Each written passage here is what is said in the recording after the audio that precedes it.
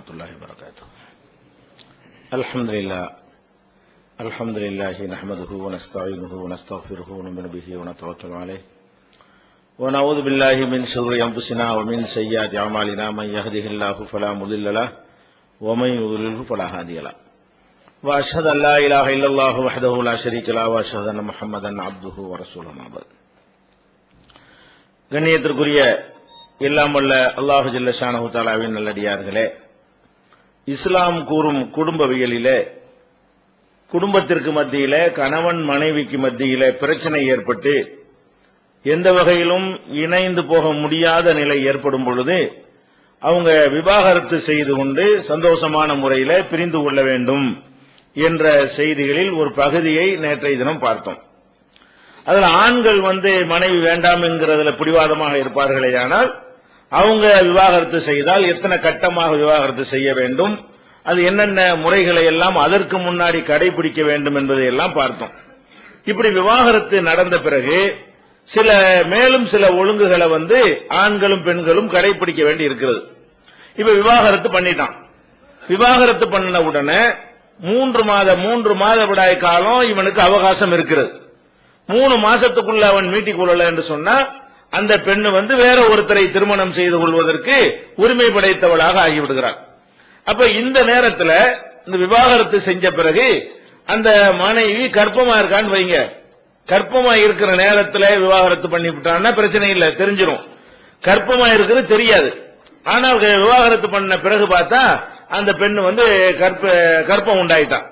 இப்ப கர்ப்பம் உண்டாயிட்டான்னு சொன்னா அந்த பெண்ணு என்ன நினைக்கலாம், நம்ம கர்ப்பம் இருக்குன்னு இப்ப சொன்னோண்டு வைங்க, அப்படின்னா ஒரு 10 மாசம் ஓடி போயிடும். 10 மாசம் கழிச்சுதான் வேற கல்யாணம் பண்ண முடியும் என்பதற்காக வேண்டி தான் கரு உண்டானதை மறைக்கிறது. மறைத்து கொண்டு அந்த 3 மாசம் முடிஞ்சவரை என்ன செய்யறது, வேற ஒருத்தனை திருமணம் செய்து அவன்கிட்ட ஒரு 7 மாசத்துல 6 மாசத்துல புள்ள பெற்றோட பிரச்சனை ஆயிடும், பஞ்சாயத்து ஆகி போயிடும். அப்ப இந்த மாதிரி தாங்கள் கர்ப்பமான விஷயங்களை சீக்கிரம் வேற ஒரு கல்யாணம் பண்ணணும் என்பதற்காக வேண்டி பெண்கள் மறைக்க வாய்ப்பு இருக்கிறது. ஏன்னா அவங்களுக்கு மட்டும்தான் தெரியும். அதாவது கடைசி நேரத்தில் அவங்க சந்தோஷமா இருந்திருக்கிறாங்க, சந்தோஷமா இருந்து டைவர்ஸ் பண்ணிட்டான். ஒரு வாரத்துக்கு முன்னாடி சந்தோஷமா இருந்து டைவர்ஸ் பண்ணிட்டான்னு வைங்களேன். அந்த நேரத்தில் அந்த கரு உண்டாயிருச்சுன்னு சொன்னா புருஷனுக்கு கூட தெரியாது, இவனுக்கும் தெரியாது. அப்ப இவன் இந்த பெண்ணை என்ன செய்யறதுன்னு கேட்டா இதை மறைச்சு சாதாரணமா இருந்து கொண்டார்களே, ஆனால் அவங்க 3 மாசத்துல வேற ஒரு கல்யாணம் பண்ணலாம்னு நினைக்கலாம். அது அல்லாஹ் கணக்கு பண்ணி என்ன செய்யறான்னு கேட்டா படைச்சவனுக்கு தெரியுமா இப்படி இருப்பாங்க. அதுக்கும் ஒரு தெளிவான ஒரு உத்தரவை போடுறான். வலா யஹில்லு லஹுன்ன, பெண்களுக்கு ஹலால் இல்லை, அனுமதிக்கப்பட்டது கிடையாது. எத்தும்ன மா ஹலக்கல்லாஹு பி அர்ஹாமிஹின்ன, அவர்களுடைய கர்ப்பப்பைகளிலே அல்லாஹ் எதை படைத்து விட்டானோ அந்த குழந்தையை உருவாக்கி விட்டானோ அதை மறைப்பது அவர்களுக்கு அனுமதி கிடையாது. இன்குன்ன யூமின்ன பில்லாஹி வல் யௌமில் ஆகிர், அல்லாஹ்வையும் இறுதி நாளையும் அவர்கள் நம்பக்கூடியவர்களாக இருந்தால் அவங்க இதை செய்யக்கூடாது. இதை செஞ்சாங்கன்னா அவங்களுக்கு அல்லாஹ் மேல நம்பிக்கை இல்லைன்னு அர்த்தம், கியாமத்து நாள்ல நியாய தீர்ப்பு நாளின் மீது நம்பிக்கை இல்லைன்னு அர்த்தம். இந்த ரெண்டையும் நீங்க நம்புற நிஜமாக இருந்தால் கரு உண்டான என்ன செய்யக்கூடாது, நான் கர்ப்பிணி ஆகிவிட்டேங்கிறத சொல்லி அந்த குழந்தையை பெற்றெடுக்கிற வரைக்கும் கல்யாணம் பண்ணாம இருந்து விட்டு அதுக்கு பிறகு என்ன செய்யணும், திருமணம் செய்ய வேண்டும். ஏன் உங்களுக்கு அதுக்கு தான் அவன் பொறுப்பு வந்துருத. உங்களுக்கு அந்த குழந்தையை பெற்றெடுக்கிற வரைக்கும் அதனுடைய நல்லது கெட்டது எல்லாமே யாருடைய பொறுப்பாயிரும், விவாகரத்து செஞ்ச கணவன் இருக்கிறான அவனை சேர்ந்தது ஆகிவிடும். வீட்டை விட்டு வெளியேற்றக்கூடாது இருக்கல, இதாவுடைய காலம் முழுவதுமே கணவனுடைய வீட்டில தான் அவங்க இருக்க வேண்டும். பிறகு எதுக்காக வேண்டிய அவசரப்படணும். அதனால நீங்க கர்ப்பம் ஆயிட்டீங்கன்னா என்ன செய்யணும், உடனே இந்த விஷயத்தை சொல்லணும். நான் இப்ப கன்சீவா இருக்கிற காரணத்தினால நான் புள்ள பெற வரைக்கும் இங்கதான் இருப்பேன், எனக்கு ரைட் இருக்குது அப்படின்னு சொல்லி அதே எந்த கணவன் விவாகரத்து பண்ணிட்டானோ அவன் வீட்டில இருந்து அவனுடைய கண்ட்ரோல், அவனுடைய சுமை, அவனுக்கு ஒரு சுமையாகத்தான் நம்ம என்ன செய்யணும் இருக்கணுமே தவிர சீக்கிரம் தப்பிச்சு ஓடலாங்கிறதுக்காக என்ன செய்யக்கூடாது, கருவுல குழந்தை உண்டானதை மறைக்க கூடாது என்பதை 2வது அத்தியாயத்தில் 228வது வசனத்தில் அல்லாஹ் சொல்கிறான். அது போக இந்த விவாகரத்து பண்ணவன் இது சமூகத்தில் யாரும் கடைபிடிக்கிறது இல்ல. யாரும் அந்த விவாகரத்து கேஸ் வரும்போது அறிவுரையும் சொல்றது இல்ல. விவாகரத்துனா என்ன, அதோட இவன் வீட்டுக்கு வந்துருவான், இவன் இங்க இருந்துருவான், சேர்ந்து இருக்கணுங்கிறது யாருக்கும் தெரியவே இல்லை. விவாகரத்து பண்ண பிறகு என்ன செய்யணும், சட்டம் என்ன, கணவனுடைய வீட்டில் தான் மனைவி இருக்க வேண்டும், அவனுடைய பொறுப்பிலும் அவனுடைய பராமரிப்பிலும் தான் இருக்க வேண்டும். அதே நேரத்தில் கல்யாணம் பண்ணி தலாக் சொல்றதுக்கு முன்னாடி எப்படி இருந்தாங்களோ அந்த மாதிரியாக நடத்தப்பட வேண்டும். நெருக்கடியை கொடுக்கிறது, வித்தியாசம் அப்படி நடத்துறது, ஏதோ பிச்சை போடுற மாதிரி போடுறது, இந்த மாதிரி எல்லாம் கூட என்ன செய்வாங்க, தலாக்குன்னு சொல்லியாச்சு அப்புறம் என்ன உனக்கு என்ன அப்படிங்கிற மாதிரி அந்த குடுக்கல் வாங்கலாம் எல்லாம் குறைச்சிடுறது. அந்த மாதிரி எல்லாம் செய்தார்களே ஆனால் அது பயங்கரமான குற்றமாகிவிடும் என்பதையும் அல்லாஹ் சொல்றான். திருக்குர்ஆன் 65வது அத்தியாயத்தில் 6வது வசனத்தில் சொல்கிறான், அஸ்கினூஹுன்ன மின் ஹைது சகன்தும், நீங்கள் விவாகரத்து செய்த பிறகு நீங்கள் குடியிருக்கும் இடத்தில் அவர்களை குடியமர்த்துங்கள். யார தலாக் சொல்லிட்டீங்களோ அவங்கள இந்த 3 மாசம் உங்களுக்கு டைம் இருக்குதுல, 3 மாசமோ அல்லது 3 மாத விடாயோ அல்லது புள்ள பெற வரைக்குமோ அவங்க உங்களுக்கு தகுந்தவாறு அது மாறும். நேற்று சொல்லி இருக்கிறோம்.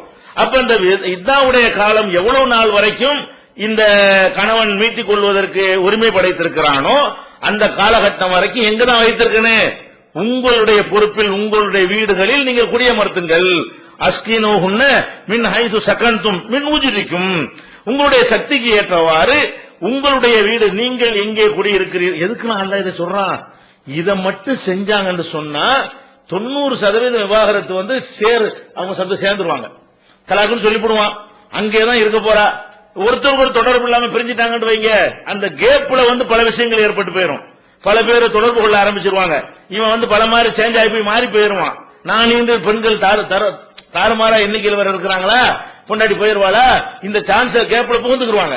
அந்த மாதிரி எல்லாம் இருக்கிற காரணத்தினால இத எந்த ஜமாத்துகளா சொல்றாங்களா, தலாக் சொன்ன உடனே அவ பொண்ணு அவ வீட்டுக்கு போயிடுறா, இவன் வீட்டுல இருக்கிறான்.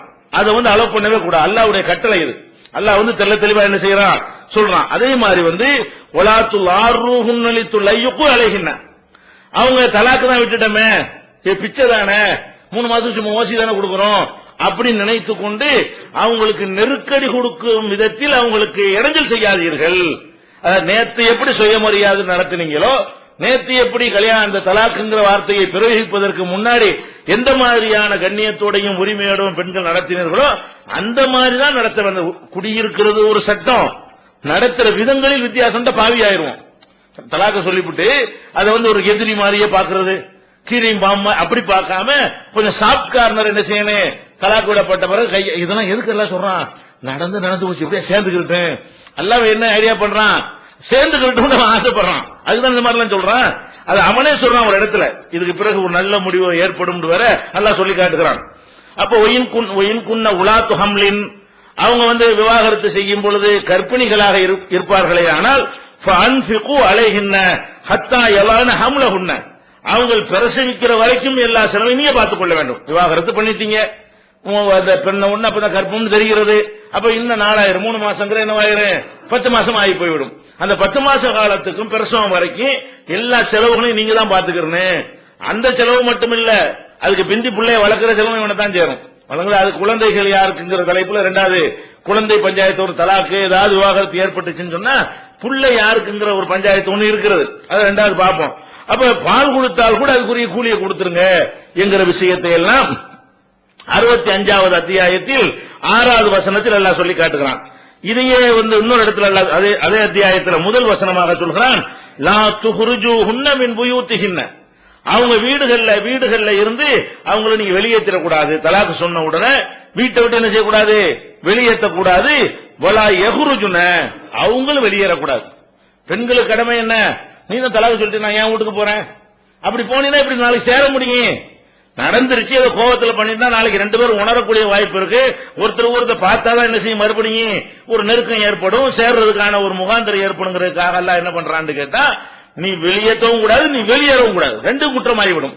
அப்ப வலா துஹ்ருஜூஹுன்ன மின் புயூத்திஹின்ன, வீடுகளில் இருந்து பெண்களை நீங்கள் வெளியேற்றவும் கூடாது. வலா யஹ்ருஜுன, அவங்க வெளியேறவும் கூடாது. இல்லா அன் யஅதீன பிஃபாஹிஷத்தின் முபையினா, தெளிவான மானக்கேடான செயலை செய்தாலே தவிர வெளியேற்றலாம். ஒரு கெட்ட செயல்ல தப்பான நடத்தையில ஈடுபட்டு விட்டால் அப்ப வெளியேற்றிக் கொள்ளலாம். அதாவது உள்க ரீதியான விஷயங்கள்ல அவங்க வேற ஒரு தொடர்பு ஏதோ ஏற்படுத்திக் கொண்டார்களே ஆனாலே தவிர நீங்க என்ன செய்யக்கூடாது, பெண்களை தலாக் விடப்பட்ட பெண்களை அந்த நீங்கள் மீட்டுக் கொள்வதற்கு எவ்வளவு காலத்தை அல்லாஹ் கொடுத்திருக்கிறானோ அந்த காலம் வரைக்கும் நீங்கள் வெளியேற்ற முடியாது. விவாகரத்து பண்ண பிறகும் உங்க வீட்டுல இருப்பார்கள் என்று அல்லாஹ் சொல்லி காட்டுறான். சொல்லிட்டு ஒத்தில்க ஹுதூதுல்லாஹ், இவை அல்லாஹ்வின் வரம்புகள். நீ பாட்டுக்கு விளையாட்டு நினைச்சிட்டு இருக்கிறாத, படைச்ச அல்லாஹ் என்னுடைய ஆர்டர்ங்கறான் அல்லாஹ். தில்க ஹுதூதுல்லாஹ், இவை அல்லாஹ்வின் வரம்புகள். உமையத்த அத்த ஹுதூதல்லாஹி ஃபக்கத் லலம நஃப்ஸஹு, எவன் அல்லாஹ்வுடைய வரம்புகளை மீறுகிறானோ அவன் தனக்குத்தானே அநியாயம் செய்து விட்டான், வசமா என்கிட்ட மாட்டிக்கிறான். நீ வெளியேற்றக்கூடாதுன்னா வெளியேற்றக்கூடாது, எந்த கசப்பா இருந்தாலும் சரி, புட்டிக்காட்டாலும் சரி, படைச்சவன் உத்தரவு போட்டான். உனக்கு பிடிக்காம கூட இருக்கலாம், உனக்கு இருக்கிறது தலாக்கு சொன்ன பிறகு இவன் வீட்டுல இருக்கு நான் இருக்கிறது அப்படின்னு ஒரு பெண்ணு நினைக்கலாம், இவளே வேணாண்ட பிறகு மறைய என் வீட்டுல நான் வச்சுக்கிறேன்னு அப்படின்னு ஒரு ஆம்பளை நினைக்கலாம். அப்படி நினைச்சு சொன்னா அது ஓ விருப்பமே தவிர அல்லாஹ்வுடைய வரம்பை நீ மீறியவனாக ஆகிவிடுவாய். நீ மார்க்கத்தை நம்பல, அல்லாஹ்வை நம்பல, ஆயிரம் அப்படி தெளிவா சொல்றான். தில்க ஹுதூதுல்லாஹ், இவை அல்லாஹ்வின் வரம்புகள். உமையத்த அத்த ஹுதூதல்லாஹி ஃபக்கத் லலம நஃப்ஸா, யார் அல்லாஹ்வின் வரம்புகளை மீறுகிறானோ அவன் தனக்குத்தானே அநீதி இழைத்து விட்டான்னு சொல்லிவிட்டு, லா தத்ரி லஅல்லல்லாஹு யுஹதிஸு பஅத ذلك அம்ரா, இதுக்கு பிறகு நான் இந்த மாதிரி சில ஆர்டர் பண்ணிருக்கிறேனே, இதுக்கு பிறகு அல்லாஹ் ஒரு நிலையை ஏற்படுத்துவான் என்பது உனக்கு தெரியாது. இது எதுக்கு நான் இப்படி பண்றேன், நீ வெளியே போக கூடாதுங்கிற, நீ வெளியேற்ற கூடாதுங்கிற, நடத்துற விஷயத்துல கூட கொஞ்சம் வித்தியாசங்கள் வந்துடக்கூடாதுங்கிற, கருவுல உள்ளதை மறைச்சு அவசரப்பட்டுறாத அப்படிங்கிற, இதெல்லாம் நான் எதுக்கு சொல்றேன்னு கேட்டா அப்புறம் சேர்ந்துக்கிறவாங்கிறது தான். அல்லாஹ் என்ன சொல்றான், இதுக்கு பின்னாடி ஒரு விஷயம் ஏற்படும் என்பது உனக்கு தெரியாது, அல்லாஹ்வுக்கு தெரியும். நமக்கு மனதை படைச்சவனுக்கு மனசுடைய சைக்காலஜி தெரியாதா? இப்படி செஞ்சாதான் அந்த குடும்பம் நல்லா போகும். அப்ப தலாக்குங்கிறதையும் கொடுத்து விட்டு அதை கூட அவசரப்பட்டு பயன்படுத்தின திருப்பி வாபஸ் வாங்கிக்கிறேன், எப்படியாவது சேர்ந்து இருக்கு. அல்லாஹ்வுடைய விருப்பம் நமக்கு என்ன தெரிகிறது, முடிஞ்ச அளவுக்கு சேர்ந்திருக்கணும். சேர்ந்திருக்கிறக்குரிய எல்லா யோசனையும் சொல்றான். அதே நேரத்தில் ஒரு கிறுக்கு போய் ஏதாவது செஞ்சு உழைச்சிடக்கூடாது, வெட்டிக்கிட்டு போட்டுறக்கூடாது, தீ வச்சு கொளுத்திடக்கூடாதுங்கிறதுக்காக வேண்டி சொன்னா சொல்லிக்கிறான்னு சொல்றான். சொல்லிவிட்டு அந்த வேகமெல்லாம் தணிஞ்ச பிறகு எப்படியாவது இவங்க சேர்ந்து வாழணும், இந்த குடும்பம் என்பது சிறையக்கூடாது என்பதுல அல்லாஹ் அவ்வளவு கவனத்தோடு என்ன செய்யறான், அதை சொன்ன இறக்கத்தோடு இந்த சட்டத்தை வகுத்து தந்திருக்கிறான். இது 65வது அத்தியாயத்தில் 1வது வசனமாக இருக்கிறது. அப்ப இந்த மாதிரி விவாகரத்து நடந்த பிறகு 2 பேரும் பிரிஞ்சிடறாங்க. முதல் விவாகரத்தோட செஞ்சிருவாங்க, பிரிஞ்சிருவாங்க. அந்த 3 மாச காலத்தில் மீட்டிக் கொள்ளலன்னா அவ தனியா போயிருவா. இந்த இடத்துல என்ன ஆகும்னு கேட்டா, சில ஆள் காம்பளுக்கு உள்ள குணம் என்ன, விவாகரத்தாய் பிரிஞ்ச பிறகு அவள் ஏதாவது வேற ஒரு கல்யாணம் பண்ண போறான்னு வைங்க, விட மாட்டான். ஏதாவது முட்டை கடிதம் போட்டு ஏதாவது இடைஞ்சல் பண்ணி, உனக்கு பொண்டாடி வேணா நீ தலாக்கு சொல்லிவிட்டா, அவ பாட்டுக்கு போயிட்டா. அடுத்து நீ என்ன பண்ணனே, அவளுடைய விஷயங்கள்ல இல்லாத பொருளாதாரம் சொல்லி நீ அங்கேயே கல்யாணம் பண்ண போற, ஏன் நான் ஏன் தலாக்கு விட்டு தெரியுமா, இதெல்லாம் உனக்கு என்னத்துக்கு, நான் வேணான்னு சொல்லிட்டீல. அப்ப இந்த மாதிரி எல்லாம் சில வேலைகள் என்ன செய்யறாங்க. அதாவது பெண்கள் உனக்கு பிடிக்காம விட்டுன்னு சொன்னா அதை என்ன செய்யக்கூடாது, கெடுத்து விடுற மாதிரியான வேலைகள்லாம் செய்யக்கூடாது. அதையும் அல்லாஹ் சொல்லி காட்டுறான்.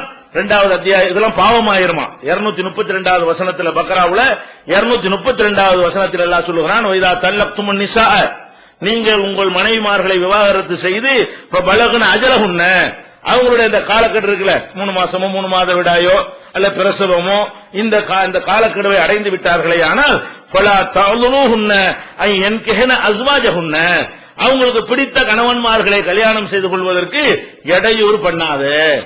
வேணாம்